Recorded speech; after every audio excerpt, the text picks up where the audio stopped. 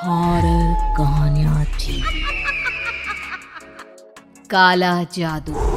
अपने बेटे रिशु के माथे से टपकते हुए पसीने को देखकर सविता की हालत खराब हो गई। ऐसा आज पहली बार नहीं हुआ जब रिशु नींद से घबराकर जागा है। हाय मेरा बच्चा, न जाने किसकी नजर लग गई है तुझे। जब से मेरे बच्चे ने 10वीं के एग्जाम में स्कूल टॉप किया है तब से रोज बुरे बुरे सपने आने लगे हैं। हाँ माँ, मैंने आज फिर से एक काले साए को देखा। वो यहीं मेरी आंखों के सामने खड़ा था। माँ मुझे बचा लो माँ। वो मुझसे कह रहा था कि मुझसे बदला लेगा। माँ कहीं ये प्रशांत। चुप कर, कैसी बात कर रहा है? दोबारा उसका नाम मत लेना। तुझे पता है ना, उस प्रशांत ने आत्महत्या कर ली, तो बार बार उसका नाम मत लिया कर। मम्मी, क्या सच में प्रशांत ने आत्महत्या की थी?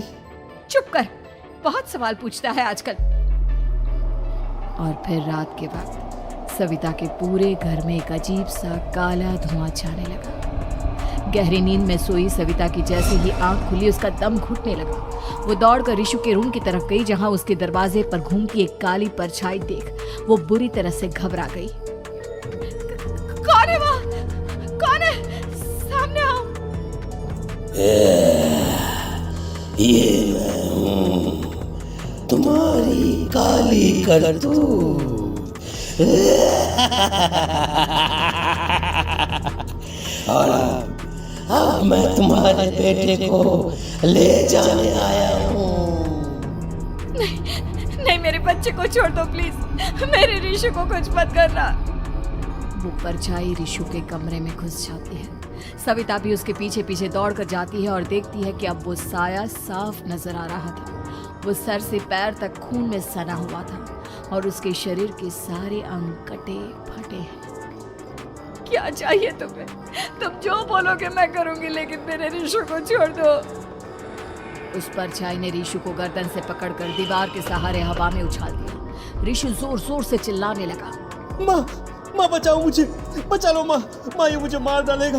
माँ मुझे बचा लो माँ। नहीं ऐसा मत करो, मुझे मार दो लेकिन मेरे बच्चे को छोड़ दो। मैं तुम्हारे आगे हाथ जोड़ती हूँ।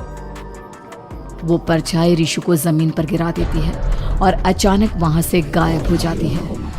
रिशु, मेरा बच्चा, तू ठीक तो है ना? कुछ बोल बेटा, क्या हुआ है तुझे? मैं ठीक हूँ माँ। क्या हुआ था यहाँ पर? कुछ नहीं बेटा, कुछ नहीं। तू परेशान मत हो। हम कल ही गांव के बाहर जो तांत्रिक महाराज रहते हैं उनके पास चलेंगे। ठीक है माँ, हम जल्द ही उनके पास चलेंगे।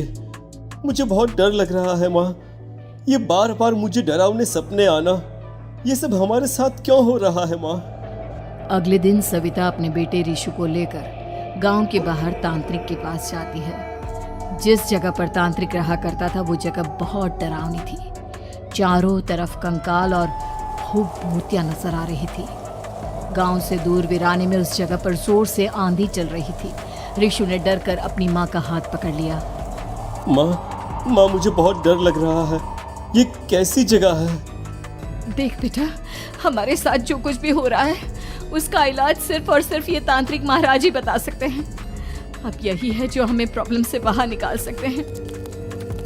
जैसे ही सविता और रिशु तांत्रिक की झोपड़ी के अंदर पहुंचे, वहां का नजारा देखकर उनकी आंखें फटी की फटी रह गई। तांत्रिक की झोपड़ी के अंदर कई सारे लोग अपनी गर्दन घुमा घुमा कर जोर जोर से चीख रहे थे। कौन हो तुम और यहाँ क्यों आई हो? महाराज, मेरे बेटे को कुछ दिनों से एक डरावनी काली परछाई नजर आती है और कल रात उसने मेरे बेटे पर हमला भी कर दिया।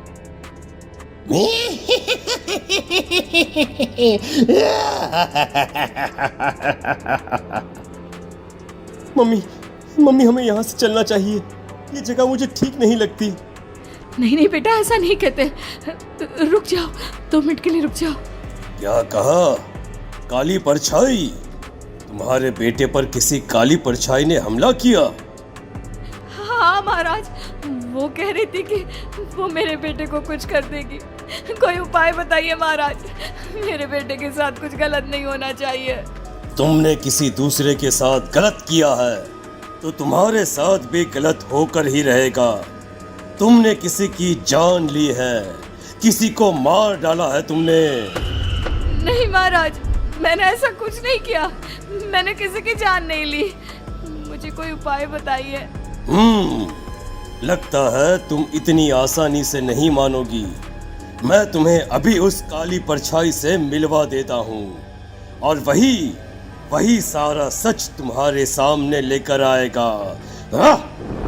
सविता और ऋषु ने डर के मारे अपनी आंखें बंद कर ली। तभी अचानक तांत्रिक की झोपड़ी में अजीबोगरीब आवाजें गूंजने लगी। सविता और ऋषु बुरी तरह से कांप रहे थे।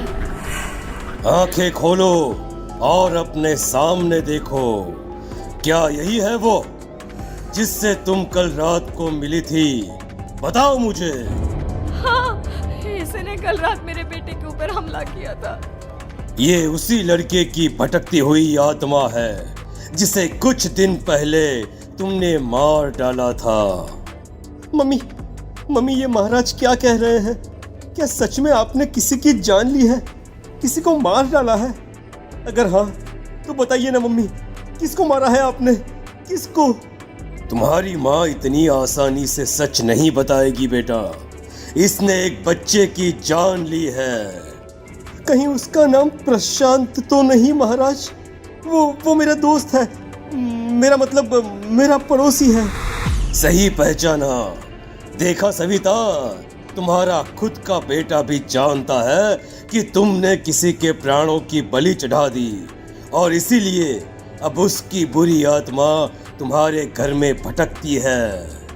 मुझे माफ कर दीजिए महाराज, मुझसे बहुत बड़ी गलती हो गई। प्रशांत हमारे पड़ोसी का बेटा था। हर बार उसके नंबर मेरे बेटे से ज्यादा आते थे और इसलिए मैंने उसके कमरे के बाहर काला जादू किया था, पर मुझे नहीं पता था कि वो मर जाएगा। तुम्हारे उसी काले जादू वाली गुड़िया के अंदर एक बुरी आत्मा थी जिसने उस बच्चे के दिमाग पर बुरा असर कर दिया और उसी की वजह से उस लड़के ने अपनी बालकनी से कूदकर आत्महत्या कर ली। इसकी वजह सिर्फ और सिर्फ तुम हो, तुम।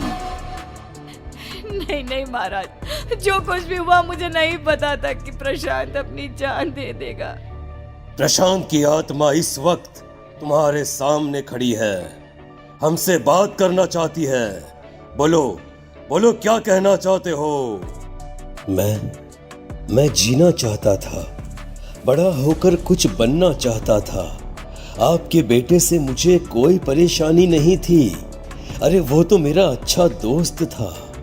मुझे माफ कर दो बेटा, मुझसे बहुत बड़ी गलती हो गई, मुझे माफ कर दो। माफ करने से मुझे वापस जिंदगी नहीं मिल जाएगी।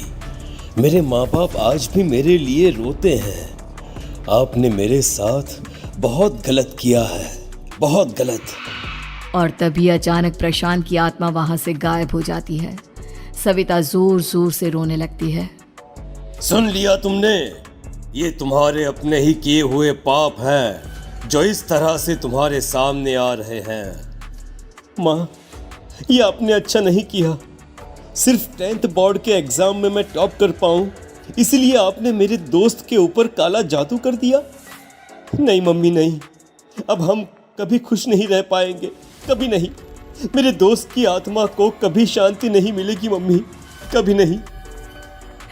लेकिन मैंने जो कुछ भी किया सिर्फ तुम्हारे लिए किया। वो लड़का हमेशा फर्स्ट पोजीशन पर आ जाता था और इस वजह से हमेशा तुम्हारे मार्क्स कम पड़ते थे। मैंने तो सिर्फ उस पर एक छोटा सा काला जादू किया था बेटा। मुझे क्या पता था कि उसका ये नतीजा निकलेगा। जिस गुड़िया को तुमने उस लड़के के कमरे के दरवाजे पर लगाया था, दरअसल उसके अंदर एक बुरी आत्मा का प्रवेश हो गया था, जैसा कि अक्सर काला जादू करते समय हो जाता है। मुझे अपनी गलती का एहसास हो गया है। मैं प्रायश्चित करना चाहती हूँ। आप बताइए मैं क्या करूँ? प्रशांत के घर जाकर उस काली गुड़िया को वहां से निकालकर यहाँ लेकर आओ। मैं उसे आग में जलाकर राख कर दूंगा और उसके बाद प्रशांत की आत्मा को हमेशा के लिए मुक्ति मिल जाएगी।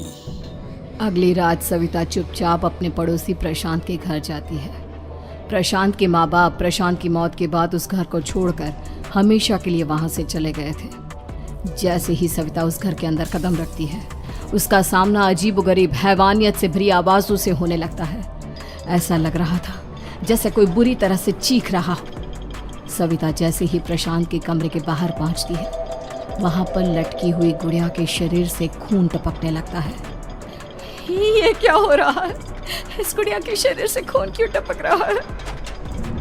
सविता हिम्मत करते हुए उस गुड़िया को वहां से उतारने की कोशिश करती है, लेकिन तभी अचानक से बहुत भयानक दिखने वाली औरत उसकी आंखों के सामने आकर खड़ी हो जाती है।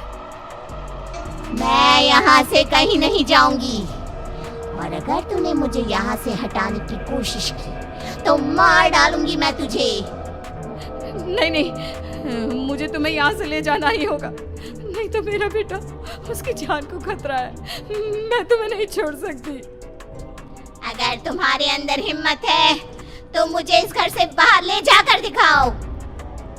और ऐसा कहकर वो औरत सविता के ऊपर हमला कर देती है और उसे हवा में उछाल उछाल कर जमीन पर पटकती है। लेकिन तभी अचानक मौका देखकर सविता अपने हाथ में ली हुई सुई उसके हाथ में चुभो देती है। हाथ में सुई लगते ही वो औरत जमीन पर तड़पने लगती है। ये क्या किया तूने? ये क्या कर दिया? तुझे ऐसा नहीं करना चाहिए था। तांत्रिक ने मुझे कहा था कि तुझसे जीतने का सिर्फ यही एक तरीका है जिससे मैं अपने पापों का प्रायश्चित कर सकती हूँ और अपने बेटे की जान बचा सकती हूँ। और उसके बाद वो डरावनी दिखने वाली औरत एक छोटी सी जादुई गुड़िया में तब्दील हो गई और सविता ने उसे ले जाकर तांत्रिक को दे दिया। तांत्रिक ने जादुई गुड़िया को आग के हवाले कर दिया